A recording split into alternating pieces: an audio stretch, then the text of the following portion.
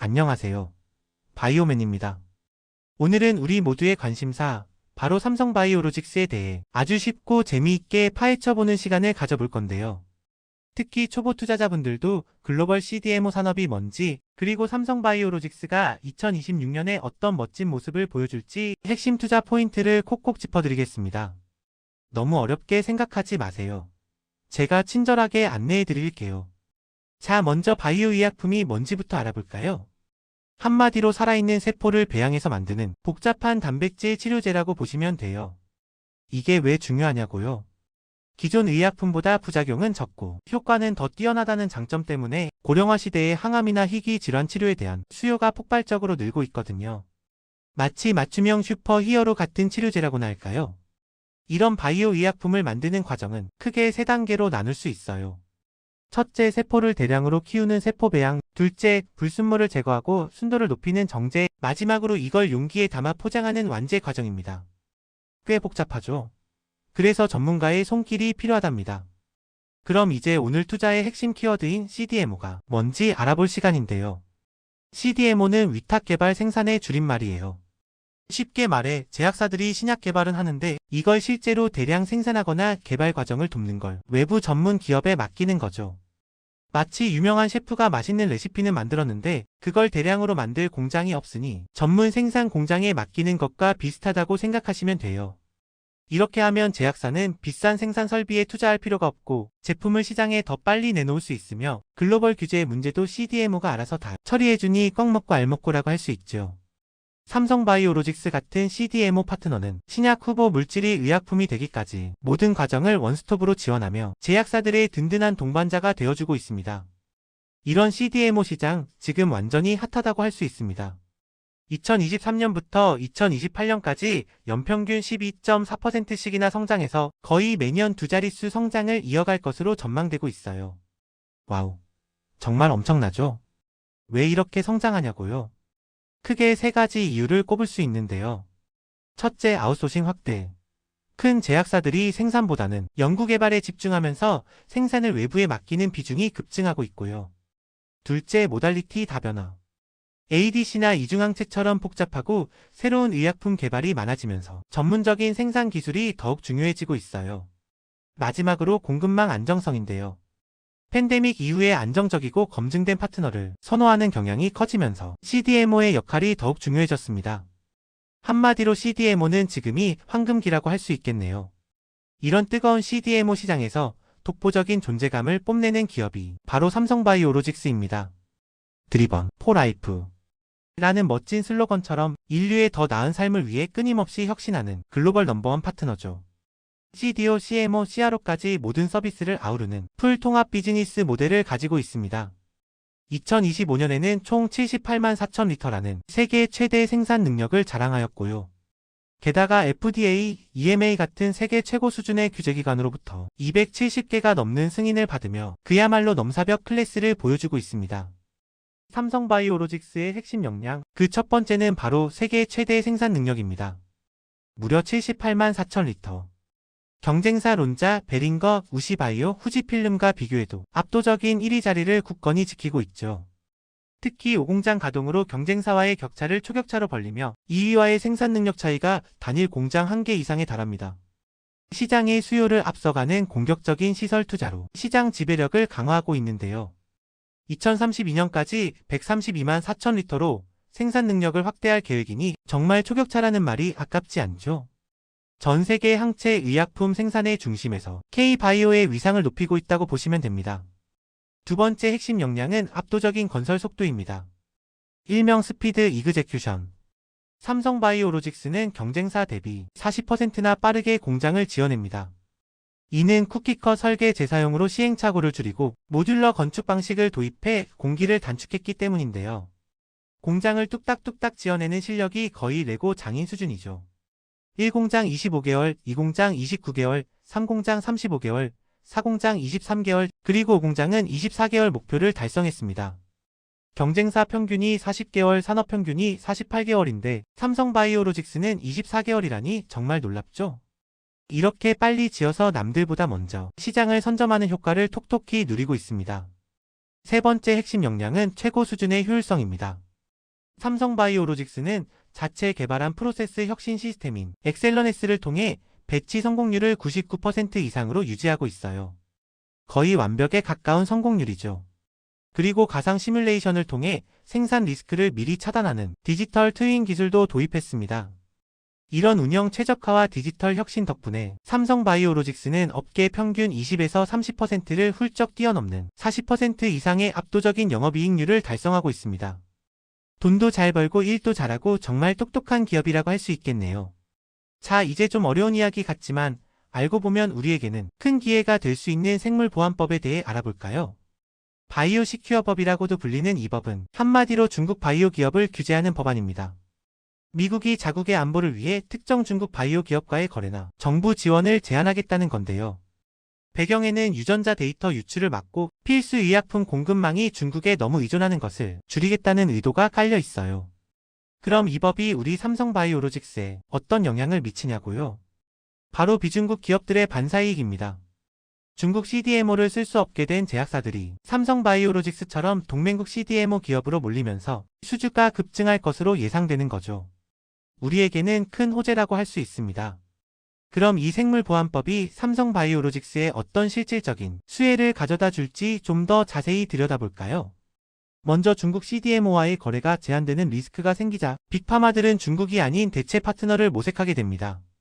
그리고 이 과정에서 한국이나 미국 같은 우방국 CDMO와 계약 체결이 급증하겠죠.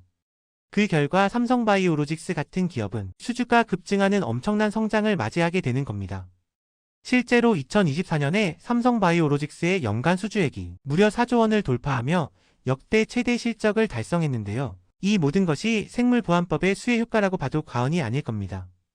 위기가 기회가 되는 순간을 제대로 보여주고 있네요. 삼성바이오로직스의 재무성과는 그야말로 고성장의 연속입니다. 2025년에는 매출 성장률이 무려 30%를 뛰어넘을 것으로 예상되고 있어요. 초격차 수주 경쟁력과 공장 가동률 상승 덕분에 연평균 20% 이상의 매출 성장세를 꾸준히 이어가고 있습니다. 2021년에 1.6조 원이던 매출이 2025년에는 4조 5,570억 원으로 껑충 뛰어오르고 2026년에는 5공장이 풀가동되면서 5.2조에서 5.3조 원까지 바라보고 있습니다.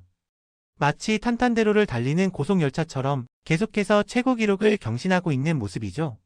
매출 성장도 놀랍지만 삼성바이오로직스의 이익 성장과 수익성은 정말 압도적입니다.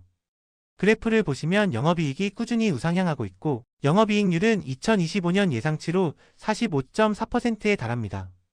업계 경쟁사 평균이 30% 내외라는 점을 감안하면 정말 독보적인 수익성이죠. 이건 단순히 매출 규모만 커진 게 아니라 운영 효율성을 극대화해서 비용을 절감하고 수율을 향상시킨 질적인 성장 덕분이에요. 마치 같은 재료로 더 맛있고 효율적으로 음식을 만드는 미슐랭 셰프 같달까요? 매출 규모 확대, 운영 효율 극대화, 그리고 이 모든 것이 합쳐져 만드는 압도적인 마진. 삼성바이오로직스의 수익성 창출 엔진은 정말 강력하게 돌아가고 있습니다. 2025년에는 삼성바이오로직스에 아주 큰 구조적 대전환이 일어납니다. 마치 가족 중 한 명이 독립해서 새로운 살림을 차리는 것과 비슷하다고 할까요? 이전에는 CDMO와 바이오시밀러 사업을 삼성바이오로직스가 모두 가지고 있고 삼성바이오에피스는 자회사로 종속되어 있는데요. 2025년에는 삼성바이오에피스가 분사해서 새로운 지주사인 삼성에피스홀딩스 산하로 들어갔습니다. 이렇게 되면 삼성바이오로직스는 오롯이 순수 CDMO 전문 기업으로서 정체성을 확립하게 되죠. 이러면 어떤 점이 좋으냐고요? 첫째, 고객사인 글로벌 빅파마와의 이해상충이 해소됩니다. 그동안은 CDMO 고객사이면서 동시에 바이오시밀러 분야에서 경쟁 관계가 될 수 있었는데 이게 사라지니 수주 기회가 훨씬 더 많아지는 거죠. 둘째, 리스크 제거입니다. 신약 개발에 드는 막대한 비용 부담을 분리해서 CDMO 사업은 더욱 안정적인 재무 구조를 갖출 수 있게 됩니다. 정말 영리한 전략이라고 할 수 있죠. 삼성바이오로직스의 미래 전략, 그 핵심 중 하나는 바로 5공장 가동과 생산 능력 확대입니다.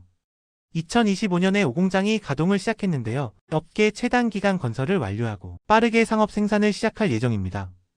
1공장부터 4공장까지 차례로 증설하며 세계 최대 생산 능력을 달성해왔는데 5공장까지 완공되면 총 78만 4천 리터라는 압도적인 규모를 자랑하게 됩니다. 마치 건물을 하나하나 올려서 거대한 랜드마크를 완성하는 것과 같아요. 이렇게 되면 대형 프로젝트 수용이 훨씬 쉬워지고 블록버스터 의약품 생산에 최적화될 뿐만 아니라 글로벌 빅파마와의 협력을 더욱 확대할 수 있게 됩니다.